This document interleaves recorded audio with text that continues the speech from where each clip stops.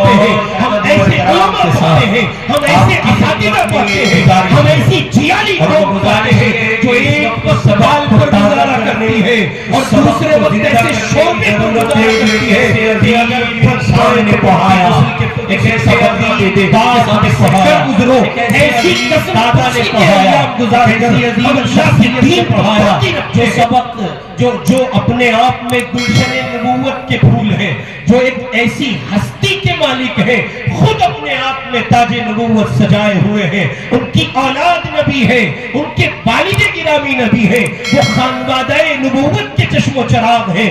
اس سبق کو ہندوستان کی سرزمین پر بالخصوص پڑھنے کی ضرورت ہے۔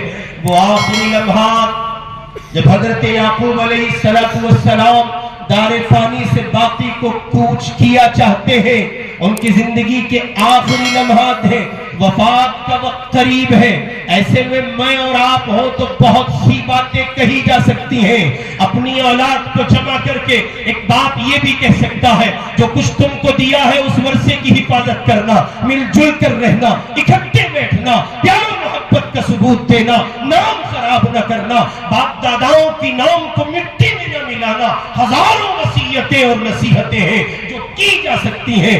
لیکن ایک ایسا انسان جو پیغمبر ہے اپنی زندگی کی آخری ان گھڑیوں میں ایک ایسا عظیم سبق یاد دلاتا ہے اور اپنی اولاد سے پوچھتا ہے، میرے بچوں میری زندگی کی آخری گھڑیاں ہیں، سنو میری پیٹھ زمین کو نہیں لگے گی، اس وقت تک میری پیٹھ زمین سے نہیں لگے گی جب تک تم یہ جواب نہ دے دو، ما تعبدون من بعدی، تم میرے بعد کس کی عبادت کرو گے؟ پوچھنے والا یعقوب ہے، اپنے آپ میں نبی ہے، اولاد نبی ہے، والد نبی ہے، خانوادہ نبوت کے فرد ہے، آخر ان کو کیا ضرورت تھی؟ یہ اپنی اولاد سے پوچھتے۔ میرے بھائی اگر یعقوب بے چین ہو سکتے ہیں اور یعقوب اس کو ضروری سمجھتے ہیں تو آج ہندوستان کی زمین پر جہاں کفر سر چڑھ کر بول رہا ہے، اہل ایمان کی ذمہ داری ہے بار بار پوچھیں، صبح و شام پوچھیں، بے چین ہو جائیں، دیوانہ وار اپنی اولاد کے لیے فکر مند ہو۔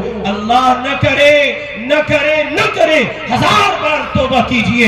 ادھر آپ کے سر کی آنکھیں بند ہوئی اور کفر نے آپ کی دہلیز پر دستک دی اور ان کی جھولی میں ایمان کی پختگی نہ ہونے اور استحکام نہ ہونے کی وجہ سے آپ کے بچے سودا کر بیٹھے۔ نتیجہ نکلا باپ مومن تھا، دادا مومن تھا، پر دادا مومن تھا، خاندان مسلمانوں کا تھا۔ یہ کون آ گیا جو اسلام سے پھر گیا؟ یہ کون آ گیا جو اسلام کو خیر بات کہہ گیا؟ یہ کون آ گیا جو کفر قبول کر گیا؟ یہ کون آ گیا جو شرک کا پرست؟ یہ ہے کون؟ پتا چلے گا یہ اس حاجی دادا کا بیٹا ہے، یہ اس حاجی باپ کا بیٹا ہے جس نے جہان بھر کے کاج انجام دیے، اگر نہ کر سکا کچھ تو اپنی اولاد کے ایمان کی حفاظت کا سامان نہ کر سکا۔ اس لیے بسد احترام آپ کی خدمت میں عرض ہے، اس پیغام کو بار بار پڑھیے، ما تعبدون من بعدی، ما تعبدون من بعدی۔ ظاہر ہے کہ وہاں جو جواب ملا تھا وہی ملنا تھا، وہ مومن تھے، مسلمان تھے، اہل ایمان میں صف اول کی جگہ پانے والے لوگ تھے، خانوادہ نبوت کے بچے تھے، انہوں نے جو کہا ان کو وہی کہنا تھا، نعبد الہک و الہ آبائک ابراہیم و اسماعیل و اسحاق الہا واحدا۔ لیکن سوال یہ ہے کہ میرے آپ کے بچوں کا کیا بنے گا؟ یہاں تو کھل کر کفر اپنی نمائش کر رہا ہے، یہاں تو شرک کا بول بالا ہے، کفر تھوک دینا چاہتا ہے، ایک خاص رنگ میں رنگ رہا ہے۔ اللہ کے بندو اعلان کرو، اپنی ایمانی حس کو بیدار کرو، حساس ہو جاؤ اپنی اولاد کے لیے۔ اللہ نہ کرے نہ کرے نہ کرے کہ وہ ظالم گھڑیاں میری آپ کی دہلیز پہ آن پہنچے کہ میرے آپ کے بچوں پر، ان کے ایمان پر ڈاکہ زنی سے کام لیا جائے۔ اس کے لیے سیدھے سیدھے سے سمپل سے لفظوں میں، سادی سی تعبیر میں مدرسوں سے اپنے آپ کو وابستہ کیجیے۔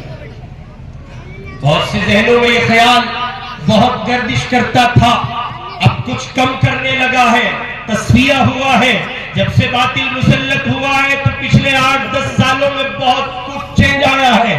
بہت سے اذہان صاف ہوئے ہیں. ذرا سوچو ارتداد کی یہ پھیلتی اور بڑھتی ہوئی لہریں اگر یہ مدارس نہ ہوتے اور چپے چپے پر درسگاہ نبوت نہ ہوتی تو آج ارتداد کی جو فضا آپ دیکھ رہے ہیں یہ کس درجے بڑی ہوئی ہوتی اندازہ لگایا جا سکتا ہے. اور یہ بھی سن لیجئے ایمان کا تحفظ، ایمان کا استحکام، ایمان کی پختگی اور اس پر تسلط اور اس پر جماؤ، اس پر مضبوطی کے ساتھ جمنا، یہ صرف اور صرف علوم نبوت کی ان روشنیوں کے نتیجے اور صدقے ہی میں ممکن ہے جو علم کے علم دین کی شکل میں ان طلباء کو، ان معصوم بچوں کو جو بعد میں چل کر حفاظ، علماء، قرہ اور صلحاء کی شکل اختیار کر کے آپ کی مسجدوں کے امام بنتے ہیں، دارالفتاؤں کے مفتی بنتے ہیں اور مدارس کے مدرس بنتے ہیں، درسگاہوں میں استاذ کی حیثیت رکھتے ہیں. جی ہاں، اسی علوم، انہی علوم نبوت کی روشنی کے صدقے میں ممکن ہے یہ بات کہ ایمان کا تحفظ ہو سکے اور نسل نو کے ایمان کو بچایا جا سکے. بصورت دیگر فتنے بہت بڑا دھوکہ ہے آپ کو اگر آپ یہ سمجھتے ہیں کوئی زاہد، کوئی عابد، نیرا زاہد اور کوئی امیر صاحب، نیرے امیر صاحب، بہت سیدھے لفظوں میں سن لیجئے، دو ٹوک کہہ رہا ہوں صاحب، نیرے امیر صاحب جو علم سے کورے ہیں، نیرا عابد جو علم سے کورا ہے، نیرا زاہد جو علم سے کورا ہے، علم دین کی شمع اس کے قلب کے نہاخانوں میں نہیں جلتی ہے، فتنوں سے تحفظ کا علم اس کے پاس نہیں ہے. بہت اچھے سے سن لیجئے، 1000 عابد و زاہد و عمرہ جمع ہو جائیں، اللہ کی قسم وہ دین کی تبلیغ و تلقین تو کر سکتے ہیں، امت کے ایمان کے تحفظ کی ضمانت آپ کو نہیں دے سکتے. یہ ایک ایسا کڑوا سچ ہے جسے نگلنے کے لیے بہت مشکل پیدا ہوتی ہے، آسانی سے آپ نہیں کر پائیں گے. اس کی ایک مثال دے کے بات ختم کرتا ہوں. ایک بڑے عالم دین گزرے برٹین کی سرزمین پر، پڑوسی ملک پاکستان کے، علامہ خالد محمود صاحب رحمۃ اللہ علیہ. انہیں فرمایا کرتے تھے فتنہ اتنی خوبصورتی کے ساتھ آتا ہے کہ آدمی کو اندازہ بھی نہیں ہوتا. کیسے؟ فرماتے تھے ایک آدمی آپ کے پاس آیا، اس نے کہا قرآن اللہ کی سب سے بڑی کتاب. آپ نے کہا ٹھیک ہے. اس نے کہا قرآن اللہ کی آخری کتاب. آپ نے کہا ٹھیک ہے. اس نے کہا قرآن سے بڑھ کر کچھ نہیں. آپ نے کہا ٹھیک ہے. اس نے کہا قرآن میں سب ہے. آپ نے کہا ٹھیک ہے. اس نے کہا قرآن حرف آخر ہے. آپ نے کہا ٹھیک ہے. اس نے کہا قرآن میں اولین و آخرین کو جمع کر دیا گیا، تمام دردوں کا مداوا ہے، تمام زخموں کا مرہم ہے، تمام چیزوں کا علاج موجود ہے. آپ کو وہ کہتا رہا، آپ ہاں کرتے رہے، سب کچھ کہتے اخیر میں فتنہ چھوڑ گیا اور کہہ گیا قرآن کے رہتے کسی کی ضرورت نہیں ہے. آپ نے سمجھا قرآن کی تعظیم بیان کر رہا ہے. علامہ خالد محمود صاحب رحمہ اللہ کہتے تھے وہ اپنے مشن میں کامیاب ہوا اور حدیث کا انکار کر کے چلا گیا. اس کا یہ کہنا قرآن کے ہوتے ہوئے کسی شے کی ضرورت نہیں ہے، اس کا مطلب یہ وہ آپ کو مصطفیٰ کی چوکھٹ سے ہزاروں دور لے گیا اور وہ آپ کے قلب کے نہاخانوں میں فتنے کا بیج ڈال کر آگے بڑھ گیا اور وہ کہہ گیا قرآن ہوتے ہوئے مصطفیٰ کی حدیث کی ضرورت نہیں ہے. ظاہر ہے اس گہرائی کو، اس گہرائی کو، اس چھپے ہوئے چور کو وہی پکڑ سکتا ہے جس نے اس فیلڈ میں کچھ ایام گزارے ہو. میرے بھائی بات ذرا تلخ تھی، شاید ہضم کرنے میں مشکل ہو، لیکن یہ کہ سچائی ہے. آپ آج نہیں سمجھیں گے، کچھ دن کے بعد سمجھیں گے. 24 کا الیکشن ہونے دیجئے، کچھ اور سمجھ میں آئے گا. اللہ نہ کرے کہ فرقہ پرست ٹولوں کو کامیابی ملے، امن پسند لوگوں کا اقتدار ملک پر ہو. دعائیں یہی ہے، لیکن اسباب، عوامل، حالات، راہیں جو کچھ بتا رہی ہیں اس سب کی روشنی میں بہت کچھ پچھلے 8-10 سالوں میں آپ کو سمجھ آیا ہے.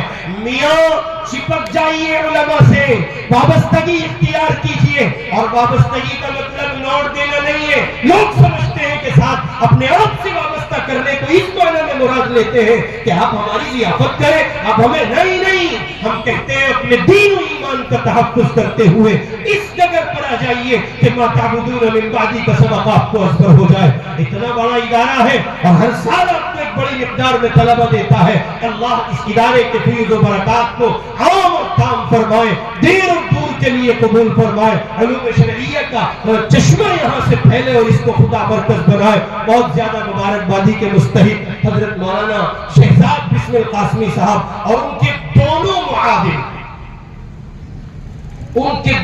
معاون ناظم و نظام الحاج چودھری ناظم علی صاحب اور الحاج چودھری نظام صاحب اور ان کے ساتھ ان کی پوری ٹیم رفقائے انتظامیہ، اللہ تعالیٰ سب کی کوششوں کو برابر فرمائے۔ ان حضرات کی عظمتوں کو سلام، بہت شاندار طریقے پر کام کو لے کر چل رہے ہیں، آپ آگے بڑھیں اور اس نظام میں ان کے معاون بنے تاکہ مزید کچھ رنگ کھل سکے اور کچھ گل کھل سکے اور ایک چمنستان کا وجود یہ لے جائیں تاکہ ہماری اس بستی میں حفاظ اور علماء کی کثرت ہو سکے اور اللہ کی رحمت خاص کو متوجہ ہونے کا موقع ہماری طرف، یعنی پروردگار رحمت خاصہ کو ہماری طرف متوجہ کرے۔ یہ چند ایک بے ترتیب سی باتیں اس گنہگار نے آپ کی خدمت میں رکھی۔ اللہ رب العزت والجلال ہمیں اور آپ کو عمل کی توفیق عطا کرے۔ وآخر دعوانا الحمدللہ رب العالمین۔